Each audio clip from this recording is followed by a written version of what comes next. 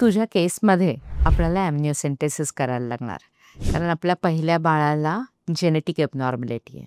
अगं तू एकटीच नाही, अशा बऱ्याच कंडिशनमध्ये आपल्याला बाळाभोवतीचं पाणी तपासायला घ्यायला लागतं. समजा वय जास्त असेल आणि सोनोग्राफीत काही सॉफ्ट मार्कर दिसत असेल, किंवा फॅमिलीमध्ये काही जेनेटिक प्रॉब्लेमची हिस्ट्री असेल, किंवा काही आपण मार्कर टेस्ट करतो, म्हणजे काय डबल मार्कर, क्वाड्रुपल मार्कर, त्याच्यामध्ये हाय रिस्क असेल तर आपण बाळाभोवतीचं पाणी तपासायला घेतो आणि त्यात आपल्याला पक्क डायग्नोसिस होतं की आपल्या बाळाला काय. जर जेनेटिक प्रॉब्लेम असतील आणि जे बाळाच्या जीवाला डेंजरस असतील तर डॉक्टर मग आपल्याला गर्भपाताचा सल्ला देतात.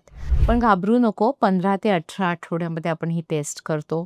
साधारण 20 ml पाणी बाळाच्या बाजूचं आपण काढून घेतो. या पाण्यामध्ये बाळाचे सेल्स असतात आणि त्या सेल्सवरून आपल्याला कळतं की बाळामध्ये जेनेटिक डिफेक्ट आहे का. ही टेस्ट केल्यावर एक 3 ते 4 तासाची रेस्ट पुरेशी असते, पण अगदी बेड रेस्टची काही गरज नसते. अगदी एक्सपिरियन्स डॉक्टरांनी केलं तर आपल्याला काहीही त्रास होत नाही. पण कधी-कधी एक्स्ट्रीम कंडिशनमध्ये, म्हणजे हजारातून एखाद्याला अबॉर्शनचा धोका असतो, कधी कोणाला स्पॉटिंग होऊ शकतं, कधी कोणाला इन्फेक्शन होऊ शकतं, कधी कोणाच्या पोटात दुखू शकतं, पण हे खूप रेअरली.